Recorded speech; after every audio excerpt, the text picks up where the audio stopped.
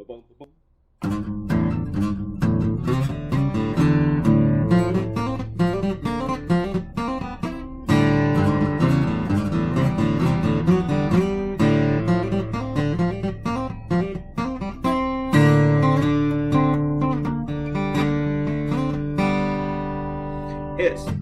November 9th, 2020, 5:17 p.m. This is episode 1069.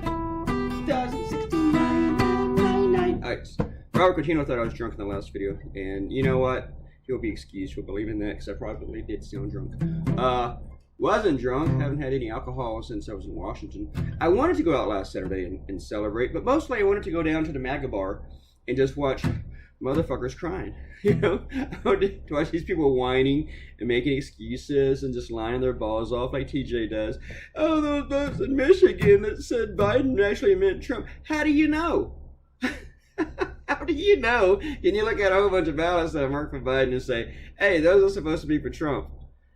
How do you know? Oh, if you're a Trump supporter, that's how you know. You know what? I'm going to break some news to you. All these accusations, they're not, of all this voter fraud and stuff like that, there's no proof. There's none. They're just allegations. They're just accusations of bullshit. They don't have anything. And the people leading this, who's going to lead the legal charge to find all this voter fraud accusations, can't even get the Four Seasons Hotel correctly. They get it confused with the Four Seasons landscape next to the porn shop. That's the legal team that's going to handle this. That's the legal team that's going to save the Trump presidency and give him 4 more years, people, is the porn shop guys. I mean, you want to hold a press conference at a hotel, don't call these motherfuckers. But if you want to find a good dildo, that's the guys you want to talk to, because they know where that store is. They know at the hours that they're open. They know when to be there. So, I mean, this is the lawyer who got suckered in by Borat. That's leading your legal charge to get Donald Trump 4 more years. And if you can't win an election, well, then if you want to be a dictator, you just fucking cry and don't leave office and just don't concede, and you don't hand over the keys for the transition team to get everything going. That's whenever you really are putting yourself before the country. I mean, if you really care about the country, you do it. Hillary Clinton did. She conceded. She knew the election was over. She knew it was lost. Yeah, there was election meddling, but there was no widespread voter fraud in 2016. We never said anybody fucked with the ballots. That was what the Republicans did. They created this entire commission. Remember the people that told you about voter fraud in 2016 were the sore winners, and then they had to quietly disband that commission when they couldn't find any. They're going to find some now when they actually lost. Good luck with that. But talk about not caring about the country or the future. This is putting Donald Trump before everything and everyone else. This is what it's like to be a sycophant. This is what, this is what it's like to live in a place like North Korea, other than the fact we have food. We all just don't have to eat nothing but cabbage. But still, this is when it's all about Donald Trump. This is why it's such a crying shame that Lindsey Graham and Mitch McConnell were both reelected. This is why one reason I didn't go to a bar the other day, because I've been coughing and sneezy since the day I got back from Washington. Actually, the day I did get back, that night, I started getting coughing and sneezing. And I had a flu shot. And it comes and it goes. I've had a little bit of chills and it comes back. So I'm wondering if it's just allergies. So anyway, I'm avoiding people, so I didn't go anywhere. I'm supposed to go to a crawfish party, an oyster party this weekend, but I might have to stay in this little quarantine protocol thing that I'm kind of doing.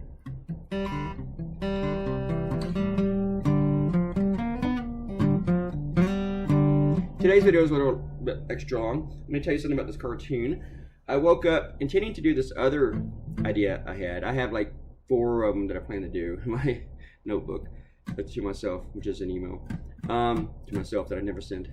I cleaned that out the other day because after a while it gets so long that it's hard. It takes a while to open. It's kind of hard to scroll through because it has so much memory in there.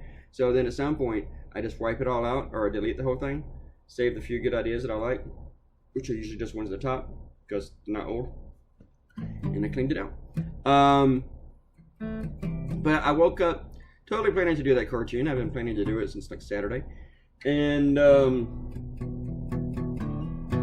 might do it in the morning. But when I woke up, this idea hit me, and I was like, I don't know if this is a great idea, but I want to do something about these crowds, about this massive celebration where it looked like the end of Return of the Jedi, where they're celebrating all across the galaxy that the motherfuckers have been defeated, So I did this cartoon, and then I draw the crowd. I drew the whole damn thing. It was all done when I sent it to Laura for proofing, and then Laura goes, "Shouldn't they be wearing masks?"